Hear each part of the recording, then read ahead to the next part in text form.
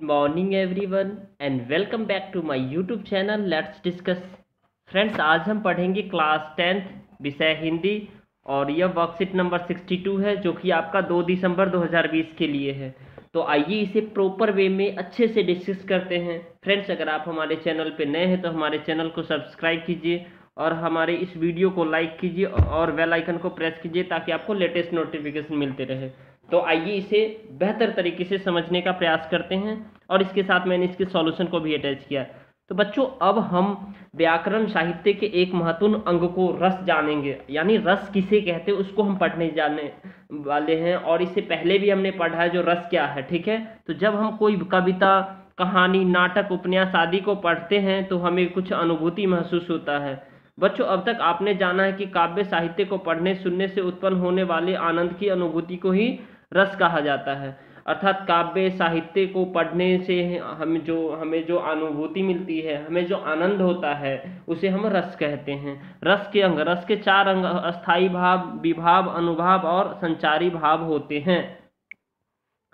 अब देखिए, अस्थाई भाव किसे कहते हैं? अस्थाई वे भाव है जो मन में अस्थाई रूप से स्थापित हो रहते हैं, इन्हीं किसी अन्य भाव के द्वारा नष्ट नहीं किया जा सकता है। प्रत्येक रस का एक अस्थाई भाव होता है, अर्थात कुल अस्थाई भाव की संख्या 9 है, क्योंकि रसों की संख्या भी 9 होती है। ओके फ्रेंड्स, अब देखिए, अब हम विभाव किसे कहते हैं ये हमें जानना है। विभाव, अस्थाई भावों के उद्बोधक कारक को विभाव कहा जाता है। विभाव 2 प्रकार के होते हैं। कितने प्रकार के होते हैं? 2 प्रकार के होते हैं।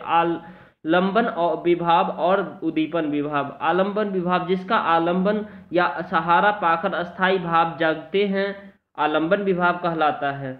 और आलंबन विभाव के 2 पक्ष होते हैं, आश्रय लंबन और विषय लंबन। आलंबन विभाव के 2 पक्ष होते हैं, आश्रय लंबन और विषय लंबन। जिसके मन में भाव जगे वह आश्रय लंबन तथा जिसके प्रति जिसके कारण मन में भाव जगे वह विषयालंबन कहलाता है। उदाहरण के लिए, यदि राम के मन में सीता के प्रति रति का भाव जगता है तो राम आश्रय होंगे और सीता विषय होंगे।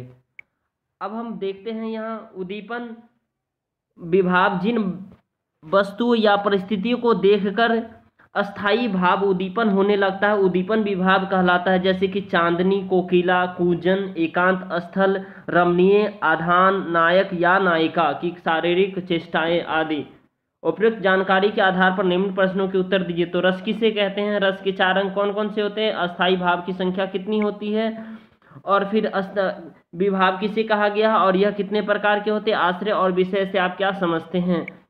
और ये गतिविधि रस के बारे में जानकारी एकत्रित करके अपने बातचीत कीजिए, यानी आपको खुद से बात करना है, दोस्तों से बात करना है, सर से बात करना है, ठीक है। तो इस क्वेश्चन को आपको खुद करना है, बाकी इस सभी क्वेश्चंस का मैं आंसर आपको डिस्प्ले कर रहा हूँ।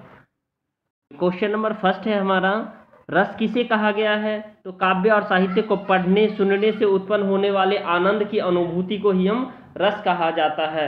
जैसे हम कविता को पढ़ते हैं, जैसे हम कहानी को पढ़ते हैं, उससे होने वाले जो अनुभूति होती है, जो मुझे अच्छा लगता है, उसे हम रस कहते हैं, ठीक है दोस्तों। अब हम क्वेश्चन नंबर सेकंड देखते हैं। रस के 4 अंग कौन कौन से होते हैं? रस के 4 अंग अस्थाई भाव, विभाव, अनुभाव और संचारी भाव होते हैं। क्वेश्चन नंबर थर्ड है, अस्थाई भाव की संख्या कितनी होती है? तो अस्थाई भाव की संख्या 9 है। अब क्वेश्चन नंबर 4 है आपका दोस्तों, विभाव किसे कहा गया और यह कितने प्रकार का होता है? तो अस्थाई भावों के उद्बोधक कारण को विभाव कहते हैं। और विभाव जो है ना, यहाँ ब लिखिएगा, विभाव, ठीक है दोस्तों। विभाव 2 प्रकार के होते हैं। कितने प्रकार के होते हैं? 2 प्रकार के होते हैं।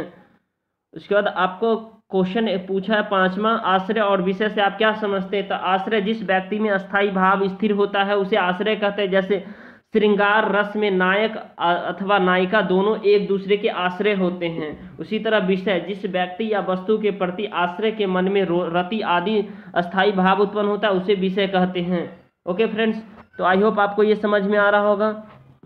अगर आपको ये वीडियो पसंद आए तो इस वीडियो को आप लाइक कीजिए और चैनल को सब्सक्राइब कीजिए और कमेंट करना ना भूलें, ताकि आपको मुझे उससे मोटिवेशन मिलता है और आप को मैं इसी तरह वर्कशीट का सॉल्यूशन प्रोवाइड करता रहूँ। Thank you, thanks a lot for watching.